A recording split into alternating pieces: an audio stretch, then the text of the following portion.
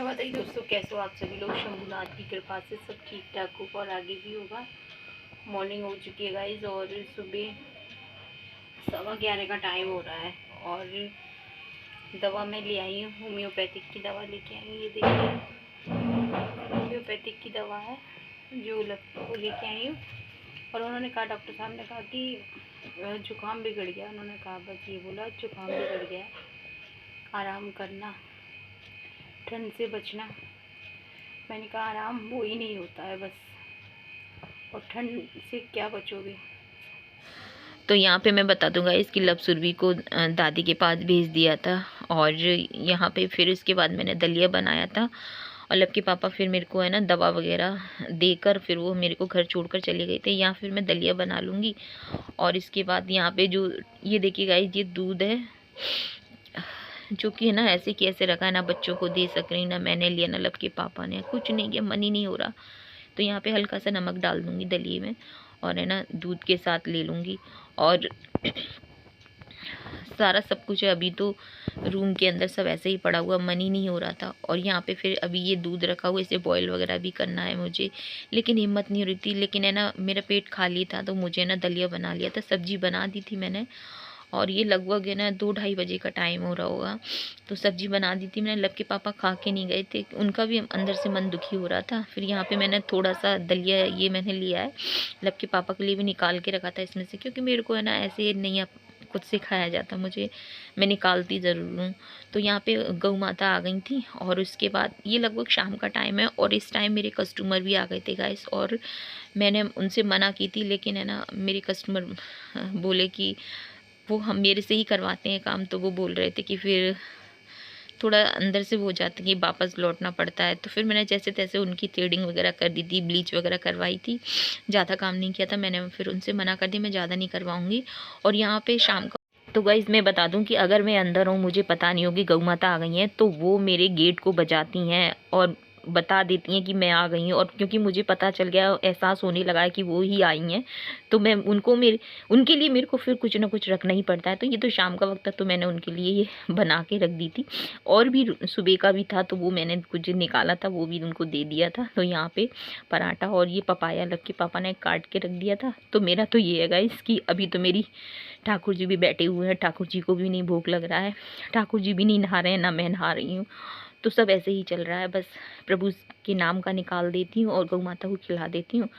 और बस मैं तो ये सोचती हूँ कि अगर वो गौ माता आती हैं तो बड़ी आस से आती हैं। और मुझे लगता है कि हर व्यक्ति को ये करना चाहिए कि अगर वो कोई तुम्हारे द्वार पे आए तो उसे है ना वापस नहीं लौटाना चाहिए, या डंडा मार के लोग भगाते हैं, किसी ना किसी उम्मीद से आते हैं। और ये भगवान की बहुत बड़ी आप पे कृपा होती है, जो आपके द्वार पे कोई आता है। ऐसे ही नहीं कोई किसी के द्वार पे आता है, पता नहीं किस मतलब उनके पुण्य हमें लग जाए, तो बस वही है। तो यहाँ पे गौ माता को कोई भी खिला देता है हमारे यहाँ, ऐसा नहीं है कि मैं ही खिलाऊँ। लब के पापा, लब सुरभि, कोई भी जिसको भी कोई मना नहीं करता है, क्योंकि जो कुछ होता है उसे पता है कि माँ खिलाती ज़रूर है, किसी को जाने नहीं देती है। तो यहाँ पे सब्जी को है ना मैंने लब के पापा के लिए मतलब थाली लगा दूँगी। रोटियाँ बना दी थी, उन्होंने कहा था बस 4 रोटी बना दे, ज़्यादा मत बनाए। तो यहाँ पे बस 4 रोटी ही बनाई थी मैंने उनके लिए, क्योंकि सुबह। तो यहाँ पे फिर मैं लब के पापा को दे दूँगी। और यहाँ इस तरह से फिर पपाया मैं खा लूँगी। और मेरे पे तो पूरा नहीं खाया जा रहा था, लब के पापा बहुत ज़बरदस्ती कर रहे थे। मैंने कहा मेरे से खिलवाना आप साथ में, मैं नहीं अकेला खा पाऊँगी इतना। तो फिर उन्होंने बोला तेरे भी जितना खाया है तू खा ले, और फिर बाकी मैं खा लूँगा। तो यहाँ पे मैं नल तो आई गए थे, लगभग 4:30 बजे का टाइम था। और यहाँ पे वाटर कूलर को मैंने थोड़ा सा पानी भर लिया था। और अब इस टाइम भी मेरी आवाज़ है ना साथ नहीं दे रही है, क्योंकि गला मेरा पूरा चोक हो रहा है। और यहाँ पे लब के पापा खाना खा रहे थे और मैं अपना पपाया खा रही थी। अच्छा लगता है गाइस। वैसे लब के पापा को इतना टाइम नहीं मिलता है, लेकिन जब मैं इस समय मैं परेशानी में हूँ तो वो मेरे लिए टाइम निकाल रहे हैं। और है ना वो वैसे कुछ तुम्हारी हेल्प नहीं करेंगे, लेकिन हाँ तुम्हें दूध वगैरह कुछ भी देना लेना हो, सामान वो दे देंगे तुम्हें। तो उसके बाद खाना खा के वो चले गए थे लिए। और इसके बाद मैंने अपने लिए चाय बना ली थी, खूब सारा अदरक डाल के, क्योंकि मेरे को उठ रही थी, बहुत तेज़ खांसी उठ रही थी। और फिर उसके बाद जितनी भी ये बर्तन थे, मैंने कहा पहले पूरे बर्तन करूँगी, लपसुर भी आएंगे तब तक पूरा क्लीन कर लूँगी। और ये दूध की है ना बन्नी भी मुझे साफ़ करके रखनी थी। अब डॉक्टर ये कहते हैं कि तुम ठंड से बचो। आप गाइस बताइए, कोई महिला बच सकती है कोई ठंड से? मुझे लगता है कि अगर बहू बीमार पड़ जाए तो लगता है पूरा घर ही पड़ जाता है और बहू पूरे घर को संभाल लेती है, लेकिन बहू बीमार पड़ जाए तो लगता है पूरा घर ही पड़ गया, क्योंकि किसी पे इतना आदत में नहीं होती है ना, तो फिर वो संभाल भी नहीं पाता है। तो और है ही कौन अब। तो लब के पापा सुरभि पीको से आ चुके हैं। मैं पूछ रहा हूँ कि आपके डॉक्टर ने क्या कही? मेरे से डॉक्टर ने क्या कही? सच्ची बताऊं बात? नहीं, असली बताओ। असली तो बता रही हूँ, नकली नहीं बताऊंगी। डैडू भी थे, अगर मैं झूठ बोलूं तो। डॉक्टर ने ये कहा, ठंड से बचो, आराम से बैठो अपने बिस्तर पे और कुछ भी मत करो काम। तो घर का काम लब करेगा, लब के पापा करेंगे और थोड़ा बहुत सुरभि से करवा लेना। थोड़ा बहुत नहीं, पूरी सुरभि करेगी पूरा, मतलब तुम्हें कंप्लीट आराम करना तभी। और नौकर करोगी तू?